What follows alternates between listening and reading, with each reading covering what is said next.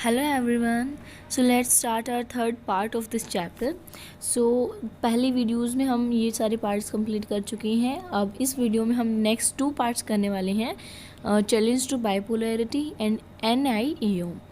तो challenge to bipolarity, पहले इसका मतलब देखते हैं ये क्या है. तो चैलेंज टू बाइपोलैरिटी का मतलब है कि जो बाइपोलैरिटी थी, जो वर्ल्ड है दो पोलर्स के बीच में बढ़ चुका था, उसको चैलेंज कैसे मिला. और हिंदी मीडियम में पढ़ेंगे आप दो ध्रुवीय विश्व के बारे में. तो दो ध्रुवीय विश्व क्या था? जो दो ध्रुवों में बटा हुआ था, वही बाइपोलैरिटी है इंग्लिश में. तो क्या आज के टाइम पे ऐसा देखते हैं आपके जो वर्ल्ड है वो पोलर्स में बटा हुआ या ध्रुवों में बटा हुआ, मतलब जैसे सोशलिज्म या कैपिटलिज्म आप कह सकते हैं, या कोई दो सुपर पावर्स हैं जो लीड करते हैं वर्ल्ड को, जिनके नीचे बाकी ग्रुप्स बन चुके हों. तो ऐसा आज के टाइम पे नहीं है. ऐसा क्यों नहीं है? क्योंकि जो बाइपोलैरिटी है वो आज के टाइम ख़त्म हो चुकी है. और जब ये जो चीज़ है ये इतनी बढ़ चढ़ कर वर्ल्ड पर अपना राज जमा रही थी, तो ये एकदम से ख़त्म कैसे हुई? अब ख़त्म कोई चीज़ तभी होगी तब कोई उसको सोचेगा ख़त्म करने के या उसको चैलेंज देगा.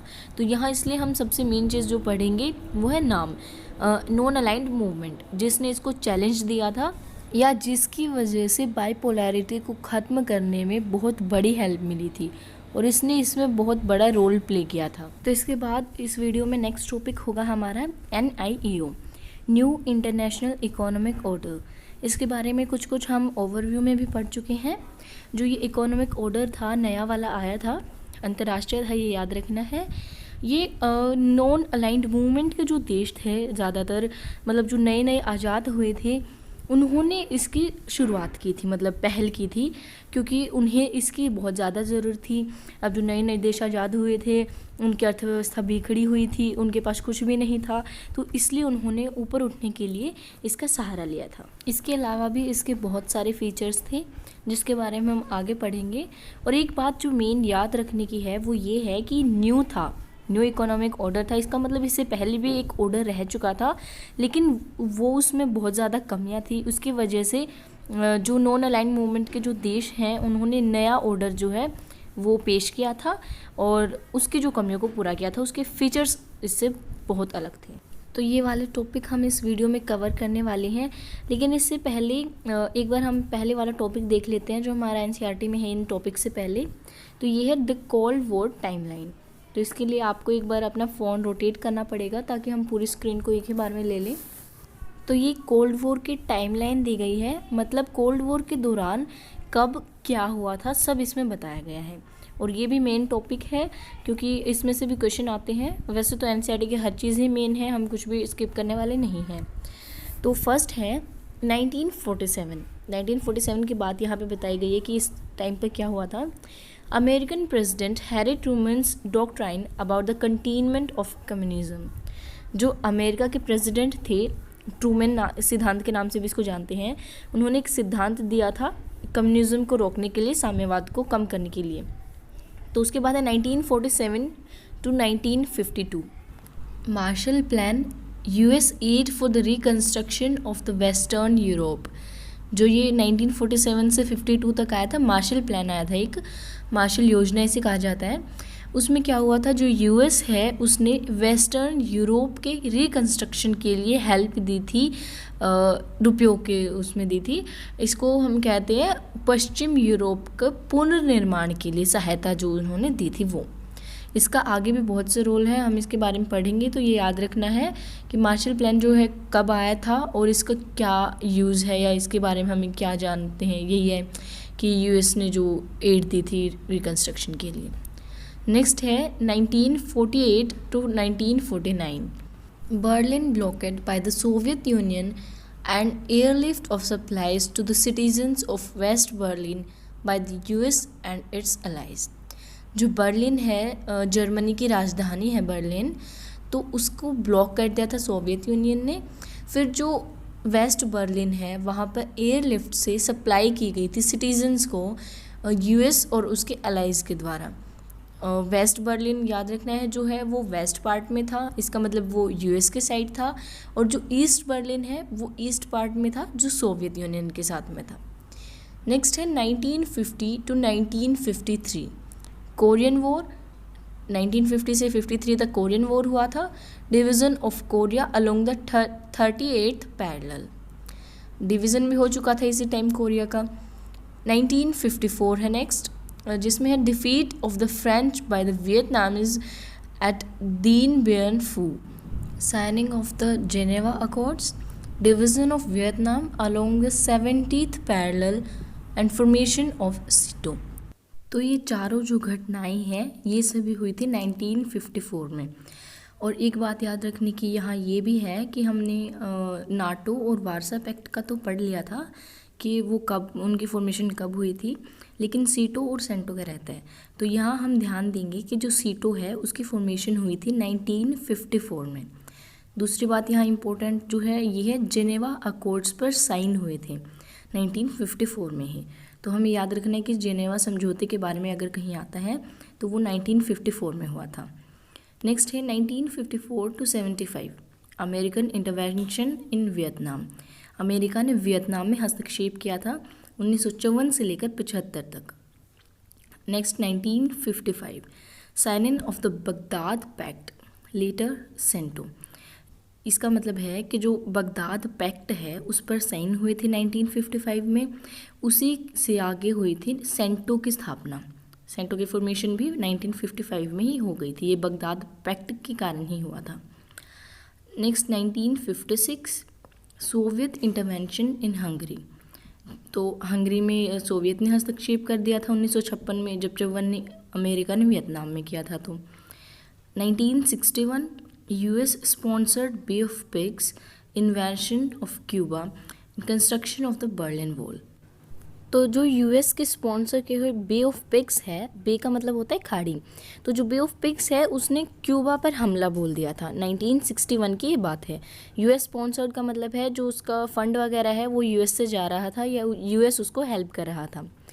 और इसी में हुआ था 1961 में। नीचे है construction of the Berlin wall, जो बर्लिन है हमने पढ़ा था जो जर्मनी की कैपिटल है, वहाँ पर एक बर्लिन वॉल कंस्ट्रक्ट कर दी गई थी।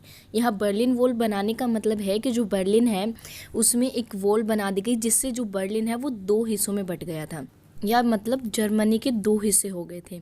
इसको हम आगे भी पढ़ेंगे, ये एक इम्पॉर्टेंट पॉइंट है कि जो बर्लिन की वॉल है उसको जो कोल्ड वॉर है उसकी शुरुआत के रूप में देखा जाता था, और ये फिर जब गिराई जाएगी 1989 में, तब कहते हैं कि उसी के साथ जो है कोल्ड वॉर है वो ख़त्म हुआ था। मतलब इसको कोल्ड वॉर का प्रतीक माना जाता है, ये इम्पॉर्टेंट है, आगे भी आ सकता है तो इसको भी याद रखना है।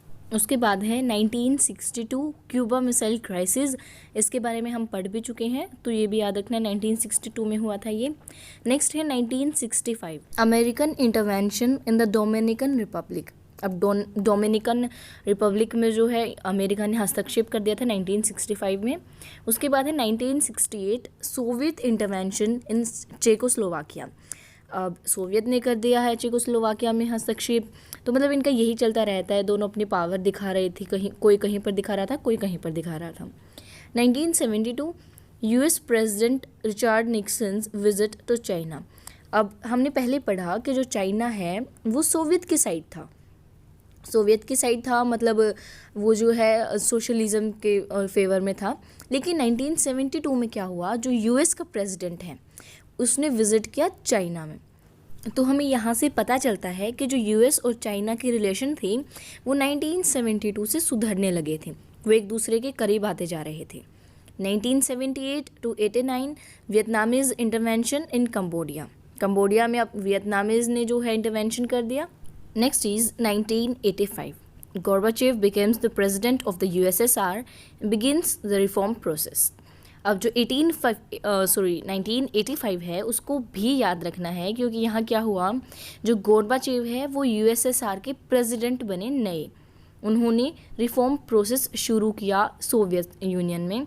रिफॉर्म प्रोसेस मतलब जो भी कमियां थी सोवियत यूनियन में उन्होंने उनको पूरा करने की कोशिश की, क्योंकि जो जनता है वहाँ की वो भी जो है इसकी डिमांड कर रही थी, वो भी तंग आ चुकी थी, जो इसकी कमियां हैं इतनी सारी थी, उनको भी हम पढ़ेंगे क्या क्या कमियां थी और उसने क्या क्या रिफॉर्म प्रोसेस के लिए क्या क्या कुछ किया, सब हम पढ़ेंगे आगे। लेकिन ये याद रखना है कि 1985 में ये प्रेसिडेंट बने थे। उसके बाद है 1989 fall of the Berlin wall, mass protest against governments in eastern Europe. 1989 में क्या हुआ, बर्लिन वॉल जो है वो गिरा दी गई। हमने पढ़ा था 1961 में बर्लिन की वॉल को बनाया गया था, उसके साथ जर्मनी का विभाजन हो गया था। अब क्या हुआ, 1989 में लोगों ने मिलकर प्रोटेस्ट किया अपनी गवर्नमेंट के खिलाफ और उस बर्लिन वॉल को गिरा दिया लोगों ने मिलकर। और ये जो गवर्नमेंट थी वो कौन सी थी, ईस्टर्न यूरोप की थी। और ईस्टर्न यूरोप के बारे में हमने पढ़ा था कि यहाँ पर सोशलिस्ट गवर्नमेंट थी, तो उसके खिलाफ लोगों ने प्रोटेस्ट किया क्योंकि वो उससे अब खुश नहीं थी। उसके बाद है 1990 में यूनिफिकेशन ऑफ जर्मनी। ये भी याद रखना है कि 1989 में वॉल जरूर गिरा दी गई थी, पर वहीं पर जर्मनी की यूनिफिकेशन नहीं हुई थी। मतलब जो जर्मनी का विभाजन हुआ था वो खत्म अभी नहीं हुआ था, वो अगले साल हुआ था 1990 में। नेक्स्ट है 1991, this is the last part, disintegration of the Soviet union. जो सोवियत यूनियन है उसका विघटन हो गया। विघटन हो गया मतलब उसको ख़त्म कर दिया गया। And end of the cold war era. और इसी के साथ जो कोल्ड वॉर है वो भी ख़त्म हो चुका था। अब क्योंकि हमने पढ़ा कि जो कोल्ड वॉर है वो दो गुटों के बीच में वॉर था। अब दो गुटों में से अगर एक गुट नहीं रहेगा, यानी कि यूएसएसआर नहीं रहेगा, तो वॉर तो अपने आप ही ख़त्म हो जाएगा। इसलिए 1991 में कोल्ड वॉर को ख़त्म कर दिया जाता है। तो ये थी हमारी कोल्ड वॉर की टाइमलाइन। अब हम एक बार दो पिक्चर्स हैं बीच में, वो भी देख लेते हैं फटाफट। तो एक बार हम पहले अपना जो फर्स्ट पिक्चर है उसको देखते हैं। तो उसमें एक बार नीचे पढ़ते हैं क्या लिखा है, पॉलिटिकल स्प्रिंग। इसका मतलब है राजनीतिक वसंत। ये क्यों कहा गया है, आगे पढ़ते हैं। China makes overtures to the USA. अब चाइना जो है हमने पढ़ा था पहले उसके यूएसएसआर के साथ अच्छे लिंक थे, लेकिन अब वो यूएस के साइड जा रहा था। तो अब हम कार्टून को समझने की कोशिश करेंगे, इसलिए हम एक बार ये जो साइड में दिया गया है इन्फॉर्मेशन कार्टून के बारे में वो पढ़ लेते हैं। Drawn by well known Indian cartoonist कुट्टी। तो ये जो कार्टून दो हम देखेंगे, ये वेल नोन इंडियन कार्टूनिस्ट थे एक, उनका नाम था कुट्टी, उन्होंने बनाए थे। हम पिक्चर के नीचे लेफ्ट कॉर्नर में देख सकते हैं, यहाँ पर साइन किए हुए हैं जो कार्टूनिस्ट थे उनके, ये साइन हैं कुट्टी के। नेक्स्ट है these two cartoons depict on an Indian view on the cold war. तो ये जो हम दो कार्टून देखेंगे ये क्या करते हैं, इसके बाद भी एक कार्टून है, ये कोल्ड वॉर पर इंडिया एक जो व्यू था वो दिखाते हैं हमें। The first cartoon was drawn when the US entered into a secret understanding with China. पहला कार्टून जब बनाया गया था जब जो यूएस है वो चाइना के साथ एक सीक्रेट अंडरस्टैंडिंग में गया था। सीक्रेट क्यों था, क्योंकि इसके बारे में किसी को भनक भी नहीं थी।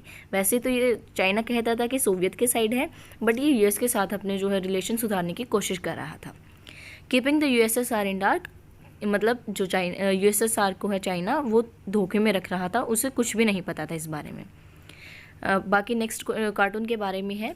The second cartoon depicts the American miss adventure in Vietnam. Second cartoon बताता है जो अमेरिका का मिस एडवेंचर था वियतनाम में, उसके बारे में, जब अमेरिका ने वियतनाम में हस्तक्षेप करने की कोशिश की थी। तो अब कार्टून को समझते हैं हम। अगर हम ध्यान से देखें तो यहाँ पर कुछ निशान दिए गए हैं जिससे हम आसानी से कार्टून को समझ सकते हैं। तो ये जो यहाँ पर लेडी बैठाई गई है बेंच पर, इनके हम बेल्ट पर देख सकते हैं यूएस लिखा हुआ है, और इसका जो हाथ है वो पीछे एक आदमी के हाथ में है जो चाइना को शो करता है। इसका मतलब यूएसएसआर जो ये आदमी बैठा हुआ है साइड में स्टिक लेकर हाथ में, उसको धोखे में रखकर यूएस चाइना के साथ में मिल रहा था।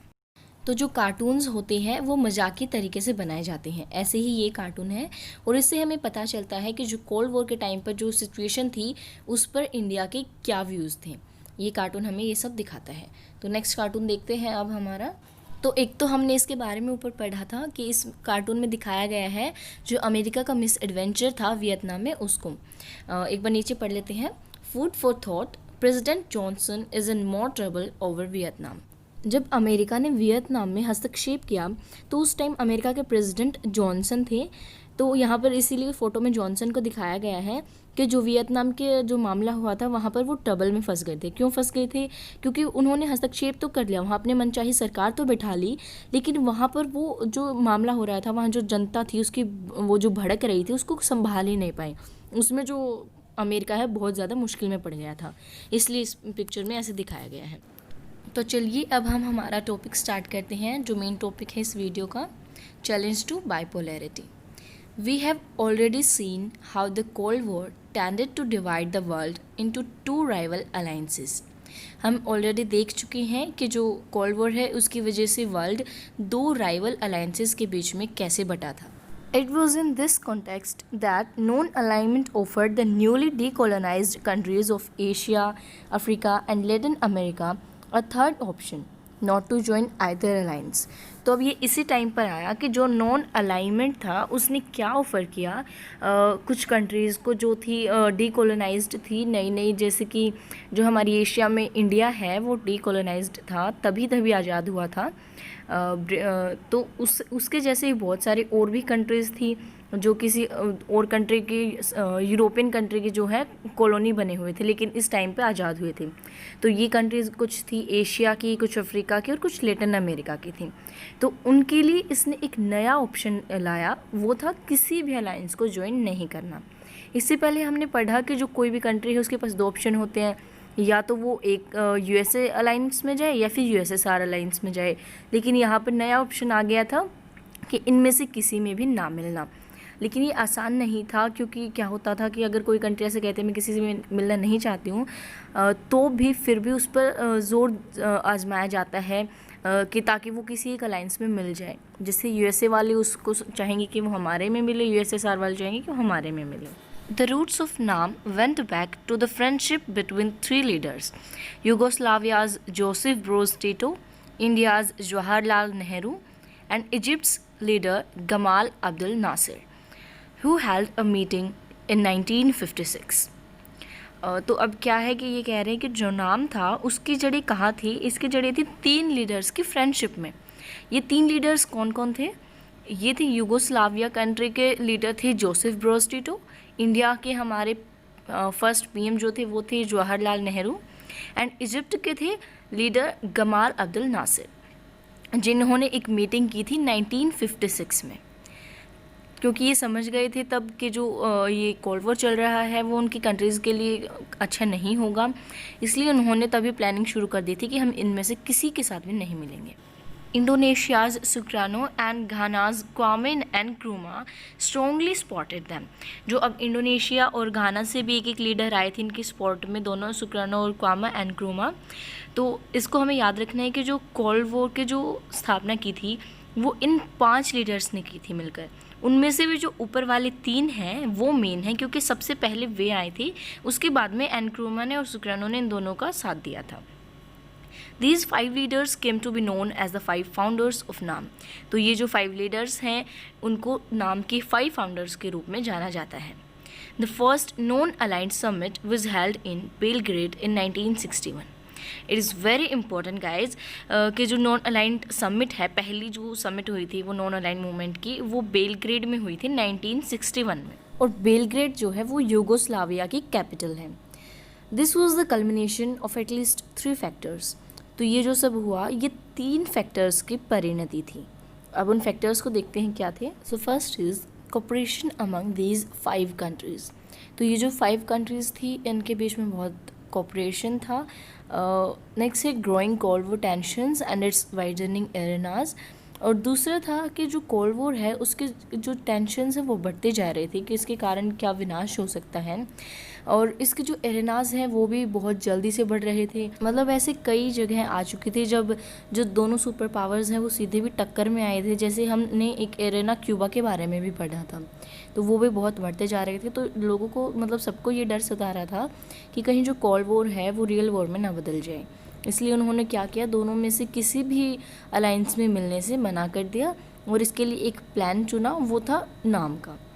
Next is the dramatic entry of many newly decolonised African countries into the international arena.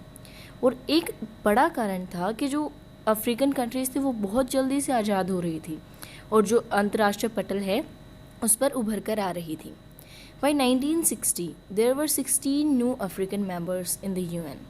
और 1960 तक UN जो यूनाइटेड नेशंस है उसके 16 अफ्रीकन कंट्रीज़ जो हैं वो मेंबर बन चुके थे, नए अफ्रीकन जो मेंबर थे वो।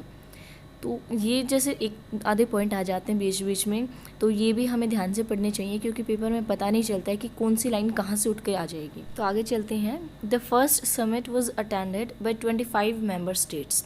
तो जो फर्स्ट समिट थी वो 25 मेंबर्स ने अटेंड किया था उस समिट को। Over the years the membership of नाम हैज़ एक्सपेंडेड। और टाइम के साथ जैसे जैसे साल बीतते गए जो मेंबरशिप है नाम की वो भी बढ़ती गई, उसमें और ज़्यादा मेंबर्स आते गए। The latest meeting the 14th summit was held in Havana in 2006।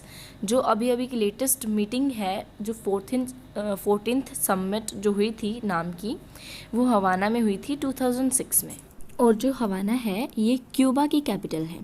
और आप लोगों को याद होगा कि हमने पढ़ा था जो क्यूबा है वो कोल्ड वॉर का एरेना बना था 1962 में, और ये सोशलिज्म के फेवर में था, मतलब यूएसएसआर के साइड में था ये। लेकिन आज हम देख रहे हैं कि जो 2006 में 14th समिट हुई थी नाम की, वो हुई थी हवाना में। तो इसका मतलब ये है कि जो क्यूबा है आज वो नाम में से एक मेंबर है। हमने पढ़ा था कि जो नाम की मेंबरशिप है वो बढ़ रही है टाइम के साथ में, और उसमें बहुत सारे कंट्रीज़ जो हैं इंक्लूड हुई हैं, और उनमें क्यूबा भी एक है। And again it's very important guys, आपको याद रखना है कि जो 14th समिट है वो हवाना में हुई थी। So okay, let's move ahead. It included 116 member states and 15 observer countries. तो जो 14th समिट हुई थी 2006 में, उसमें 116 तो मेंबर स्टेट्स थे इसके, और उसके साथ साथ 15 ऑब्जर्वर कंट्रीज़ में थी, जिनको हिंदी में पर्यवेक्षक देश कहा जाता है। As non alignment grew into a popular international movement. तो जैसे ही जो नॉन अलाइनमेंट है वो एक इंटरनेशनल लेवल पर एक पॉपुलर मूवमेंट बनकर उभरी, countries of various different political systems and interest joint it. तो जैसे ही ये इंटरनेशनल लेवल पर पॉपुलर हुई, तो जो अलग अलग कंट्रीज़ थी जिनके पॉलिटिकल सिस्टम्स भी अलग थी या इनके इंटरेस्ट भी कुछ भी हो सकते थे, उन्होंने इसको ज्वाइन किया। This made this movement less homogeneous and also made it more difficult to define in very neat and precise terms. Less homogeneous का मतलब क्या है कि ये जो मूवमेंट थी ये अब समझाते नहीं रहे थे, क्योंकि हमने शुरू में देखा था कि जो ये मूवमेंट बनाई गई थी वो इसलिए बनाई गई थी कि जो नव स्वतंत्र देश थे, न्यूली इंडिपेंडेंट कंट्रीज़ थी, उनको कोल्ड वॉर से बचाया जा सके। मतलब जो पार्टीशन हो रहा था वर्ल्ड का कि या तो सोशलिस्ट में जा रही थी कंट्रीज़ में या फिर वो कैपिटलिज्म में जा रहे थे, तो उस चीज़ से बचाने के लिए इन्होंने बनाया था ताकि वो अपने हित जो थे उनको प्रोटेक्ट कर सके। लेकिन अब ऐसा कुछ नहीं है। अब क्या है कि कंट्रीज़ हैं जिनके अलग अलग इंटरेस्ट हैं वो भी आकर इसमें मिल रही हैं। जैसे कि हमने देखा जो क्यूबा है वो कोल्ड वॉर के टाइम पे हमने देखा था यूएसएसआर के साइड था, लेकिन अब हवाना में 2006 में जो मीटिंग हुई वो क्यूबा में ही तो हुई थी। और कहने का मतलब ये है कि अब इसके फंक्शंस जो हैं वो भी बदल चुके हैं, और जैसा पहले होता था अब ऐसा नहीं है कि सिर्फ न्यूली इंडिपेंडेंट कंट्रीज़ ही इसके मेंबर बनेंगे। तो उसमें बहुत चेंज आया है। What that really stand for, कि जो जिस चीज़ के लिए बनाया गया था अब ये वैसा नहीं है। Increasingly NAM was easier to define in terms of what it was not. और इससे आगे हम क्या कर सकते हैं कि जो नाम है अगर हमें उसको डिफ़ाइन करना हो तो हम इन टर्म्स में उसको अच्छे से डिफ़ाइन कर पाएंगे कि जो वो नहीं करता है। मतलब उसके अगर फंक्शन देखने लग जाएं तो हम उन फंक्शंस को गिनवा सकते हैं इजीली, जो वो नहीं करता उनको नहीं गिनवा सकते जो वो करता है, क्योंकि उसके अब इतने ज़्यादा फंक्शन हो चुके हैं।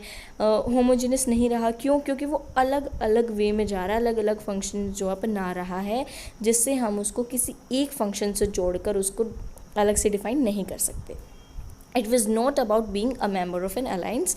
और अब जो अलायंस का जो कोई मेंबर है या उसके बारे में भी कुछ ऐसे बात नहीं होती, क्योंकि कोल्ड वॉर के टाइम पे बनाया गया था ताकि जो कंट्रीज़ थी उनको बचाया, जो अलायंस सिस्टम है उससे बचाया जा सके। लेकिन अब तो कोल्ड वॉर भी नहीं है, तो अब कौन से अलायंस सिस्टम से बचाएंगे? तो अब इसके इसलिए फंक्शंस भी बदल चुके हैं, इसका महत्व भी बदल चुका है, जिस वजह से इसमें बहुत सारे चेंज आए हैं। तो अब इसके आगे हम इसके कुछ फीचर्स के बारे में पढ़ लेते हैं।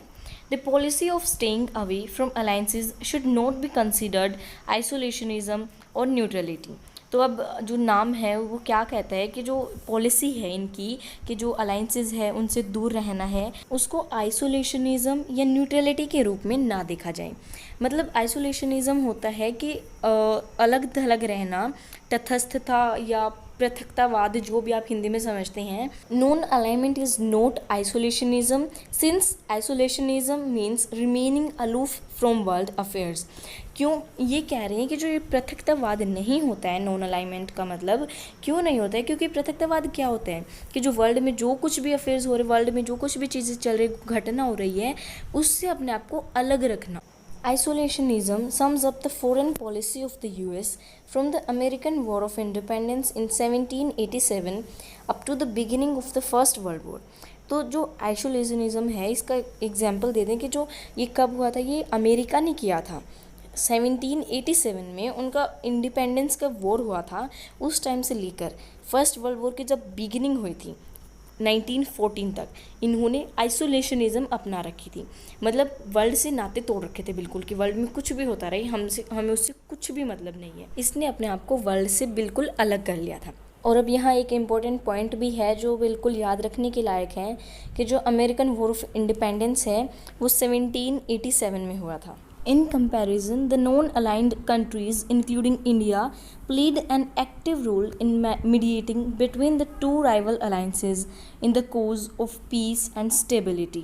मतलब जो राइवल अलाइंसेस थी उनके बीच में पीस बनाने के लिए या स्टेबिलिटी बनाए रखने के लिए जो नाम के जो कंट्रीज़ हैं उन्होंने बहुत ज़्यादा बड़ा रोल प्ले किया था, जिसमें इंडिया भी एक थी। Their strength was based on their unity and their resolve to remain non-aligned despite the attempt by the two superpowers to bring them into their alliances. जो नाम की कंट्रीज़ थी उनकी जो स्ट्रेंथ है वो दो चीज़ों पर डिपेंड करती थी।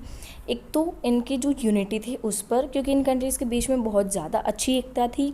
दूसरा, जो सुपर पावर्स थी उनकी अटेम्प्ट के बावजूद भी कि जो ये इनको अपने अलाइंसेस में मिलाना चाहते थे, इस अटेम्प्ट के बावजूद भी इनका जो संकल्प था नॉन अलाइन रहने का, कि अलाइंसेस से अलग रहने का, ये दोनों चीज़ें इनकी बहुत बड़ी एक स्ट्रेंथ थी। Non alignment is also not neutrality. तो ऊपर हमने पढ़ा कि जो नॉन अलाइनमेंट है वो तटस्थता नहीं है, कि जो वर्ल्ड के जो कुछ भी अफेयर्स हो रहे हैं, कुछ भी जो बात चल रही है उससे अलग रहना बिल्कुल, ये तो था। लेकिन न्यूट्रलिटी भी नहीं है इसका मतलब। न्यूट्रलिटी मतलब कि ठीक है हम पार्टिसिपेट तो कर रहे हैं, लेकिन पार्टिसिपेट का क्या फ़ायदा कि अगर मान लो वर्ल्ड में कुछ हो रहा है, गलत को हम गलत नहीं बता रहे हैं, जो सही हो रहा है उसको सही नहीं बता रहे हैं, कि जो कुछ भी हो रहा है होते जाने दे रहे हैं, बस हम देखते जा रहे हैं। तो ये न्यूट्रलिटी भी नहीं है। Neutrality refers principally to a policy of staying out of war. Neutrality क्या है कि जो वॉर हो रहा है उससे बाहर रहना, कि वॉर को होते रहने दो, जैसा जो चल रहा है चलने दो।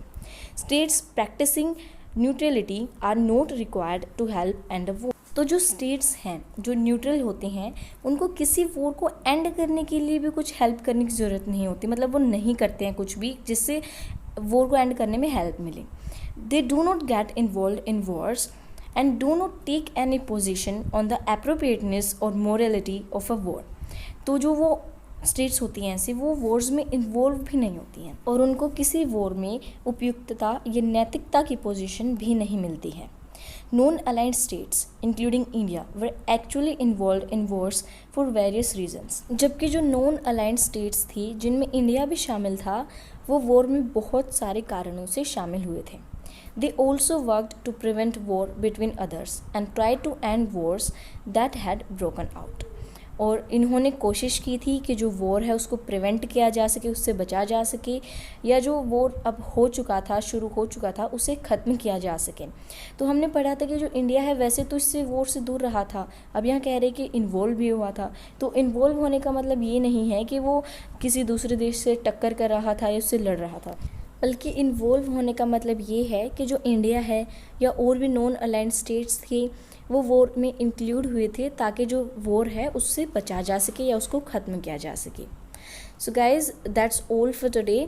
बाकी जो टॉपिक्स हैं वो हम नेक्स्ट वीडियो में पढ़ेंगे, क्योंकि अब ये वीडियो बहुत ज़्यादा लंबी हो चुकी है। और अगर आपको कोई डाउट है या आपको कुछ हेल्प चाहिए तो आप कमेंट सेक्शन में भी बता सकते हैं, या आप इंस्टाग्राम पर भी मैसेज कर सकते हैं मुझे, जिसका लिंक मैं डिस्क्रिप्शन में दे दूँगी। So thanks for watching guys and subscribe our channel, and if you find it useful so please share it with your friends also.